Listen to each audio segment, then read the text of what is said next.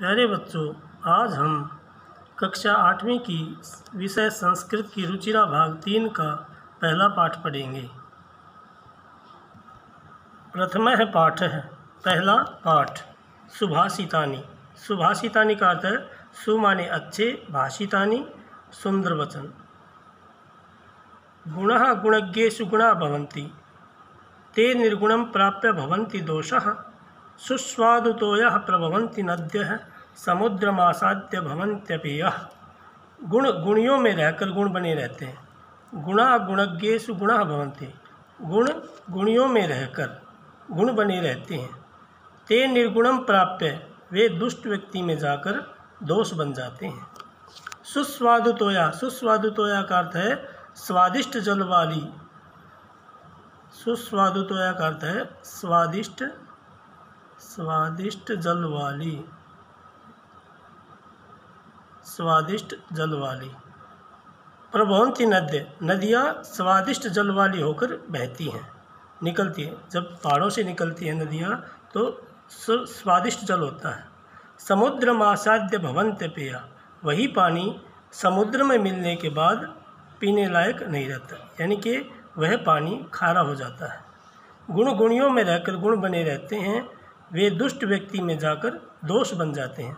जिस प्रकार नदियाँ स्वादिष्ट जल वाली होकर बहती हैं, लेकिन वही पानी समुद्र में मिलने के बाद पीने लायक नहीं रहता। दूसरा देखिए, साहित्य संगीत कला विहीन है।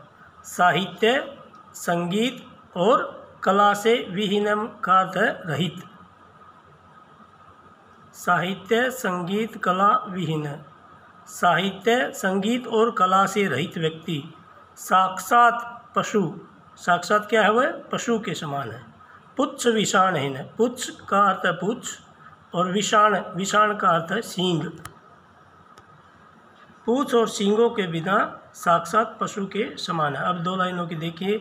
साहित्य संगीत और कला से रहित व्यक्ति पूंछ और सींगों के बगैर साक्षात पशु के समान होता है। तृणम न खादन न पी जीवमान है। तिनका न खाता हुआ भी वह व्यक्ति जीवित है। तिनका न खाता हुआ भी वह व्यक्ति जीवित है। तद भागधेयम परमम पशुनाम। यह तो पशुओं का सबसे बड़ा सौभाग्य है। साहित्य संगीत और कला से रहित व्यक्ति साक्षात पूंछ और सींगों के बगैर साक्षात पशु के समान होता है। तिनका न खाता हुआ भी वह जीवित है। यह तो पशुओं का सबसे बड़ा सौभाग्य है। लुब्धस्य नश्यति यशः। लुब्धस्य का अर्थ होता है लोभी का। लोभी व्यक्ति का यश नष्ट हो जाता है। पिशुनस्य मैत्री। पिशुनस्य का अर्थ है चुगलखोर। चुगलखोर की मित्रता। चुगलखोर व्यक्ति की मित्रता नष्ट हो जाती है। लोभी व्यक्ति का यश नष्ट हो जाता है, चुगलखोर की मित्रता। नष्ट क्रियस्य कुलम। निकम्मे का कुल। नष्ट क्रिय से होता है निकम्मा। निकम्मे का कुल, जो कोई कार्य नहीं करता वह निकम्मा होता है। निकम्मे का कुल। अर्थपरस्य धर्म है। स्वार्थी व्यक्ति का धर्म नष्ट हो जाता है। अर्थपरस्य का अर्थ है स्वार्थी। स्वार्थी का धर्म नष्ट हो जाता है। विद्या फलम व्यसनीन है। बुरी लत। व्यसनीन का अर्थ होता है बुरी लत वाले का। बुरी लत वाले का। बुरी लत वाले का विद्या का फल। कृपणस्य सौख्यम। कंजूस। कृपणस्य का अर्थ है कंजूस। कंजूस व्यक्ति का सुख नष्ट हो जाता है। अब राज्यम प्रमत्त सचिवस्य नराधिपस्य। और जिस राजा के मंत्री आलसी होते हैं उस राजा का राज्य नष्ट हो जाता है।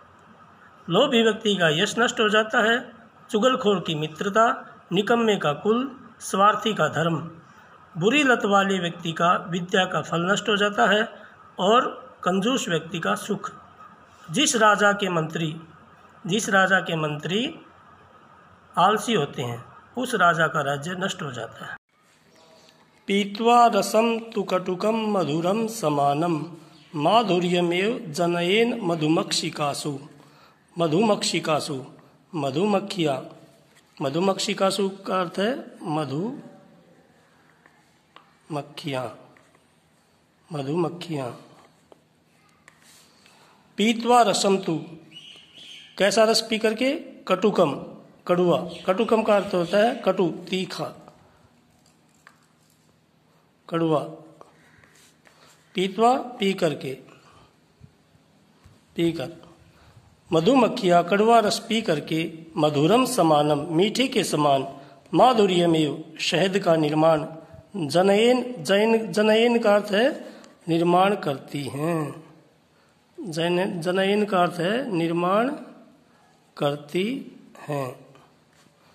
मधुमक्खियां कड़वा रस पी करके मीठे के समान, मधुरम समानम, मीठे के समान, शहद का निर्माण करती हैं। माधुर्यम होता शहद, शहद का निर्माण करती हैं।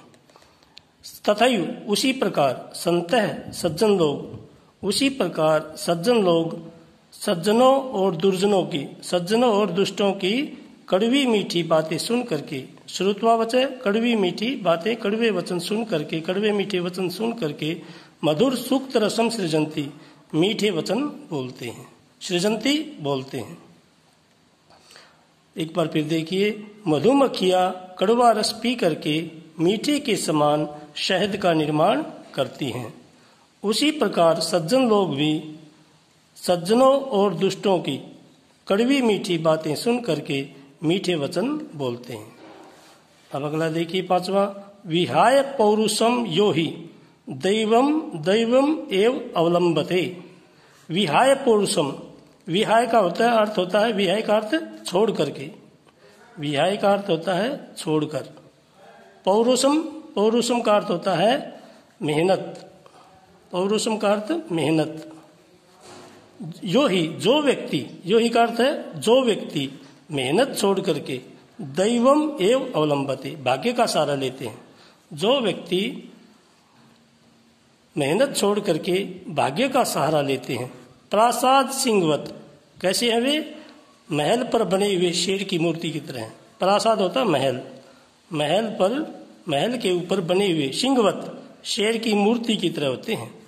तस्य मूर्धनि, जिसके सिर पर, तिष्ठन्ति वायसा, वायसा होते कौवे, कौवे, जिसके सिर पर कौवे बैठते हैं। जो व्यक्ति मेहनत छोड़ करके भाग्य का सहारा लेते हैं वे कैसे होते हैं? महल के ऊपर बने हुए शेर की मूर्ति की तरह होते हैं, जिसके सिर पर कौवे बैठते हैं। अब अगला देखिए, पुष्प पत्र फलत छाया मूल वलकल दारू भी धन्य महिरूहा ते ये शाम विमुखम यान्ति नार्थिनः। धन्य महिरूहा, इसमें क्या है? महिरूहा किसके बारे में बताया गया है? वृक्षों की, वृक्षों की महानता के बारे में बताया गया है। महिरूहा होते हैं वृक्ष, महिरूहा का अर्थ होता है वृक्ष।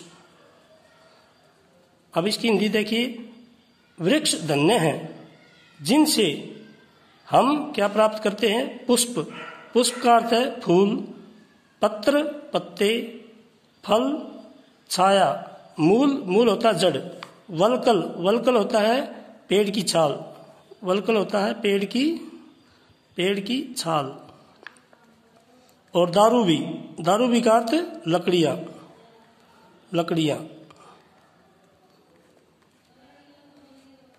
वृक्षों से हमें क्या क्या मिलता है?